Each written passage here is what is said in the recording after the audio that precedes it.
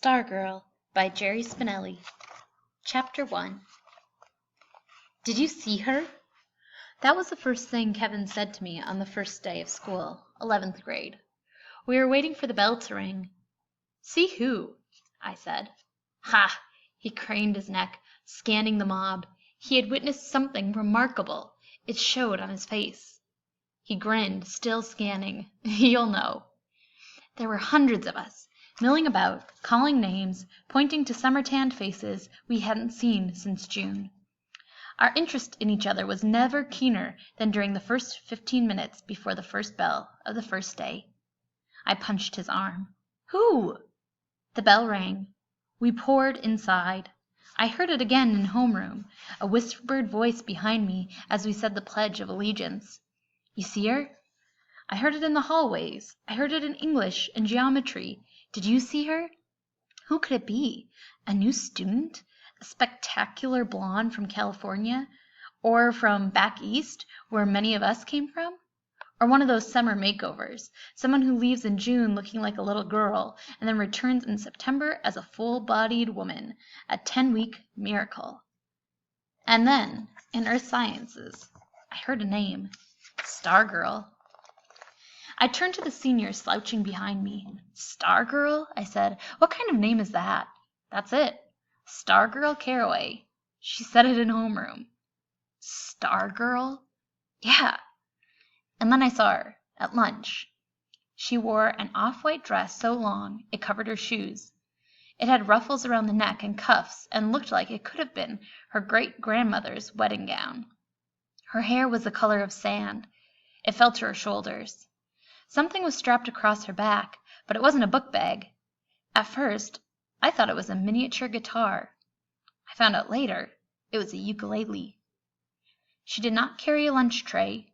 She did carry a large canvas bag with the life-size sunflower painted on it. The lunchroom was dead silent as she walked by. She stopped at an empty table, laid down her bag, slumped the instrument strap over her chair, and sat down. She pulled the sandwich from the bag and started to eat. Half the lunchroom kept staring, half started buzzing. Kevin was grinning. What'd I tell you? I nodded. She's in 10th grade, he said. I hear she's been homeschooled till now. Maybe that explains it, I said.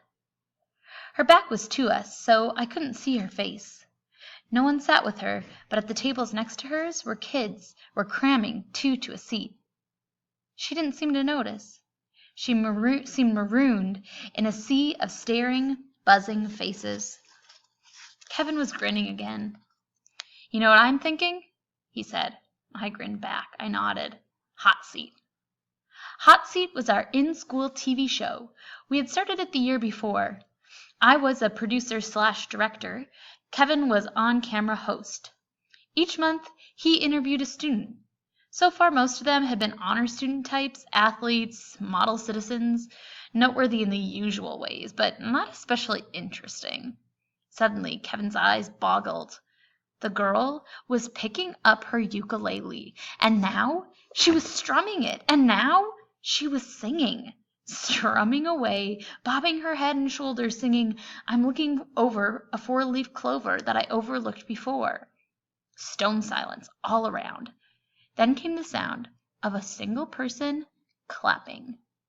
I looked. It was the lunch line cashier. And now the girl was standing, slinging her bag over her shoulder, and marching among the tables, strumming and singing and strutting and twirling. Heads swung, eyes followed, mouths hung open. Disbelief. When she came to our table, I got my first good look at her face. She wasn't gorgeous, wasn't ugly. A sprinkle of freckles crossed the bridge of her nose. Mostly, she looked like 100 other girls in the school, except for two things. She wore no makeup, and her eyes were the biggest I had ever seen, like deer's eyes caught in the headlights. She twirled as she went past, her flaring skirt brushing my pant leg, and then she marched out of the lunchroom. From among the tables came 3 slow claps. Someone whistled. Someone yelped. Kevin and I gawked at each other. Kevin held up his hands and framed a marquee in the air. Hot seat, coming attraction, Stargirl. I slapped the table. Yes! We slammed hands.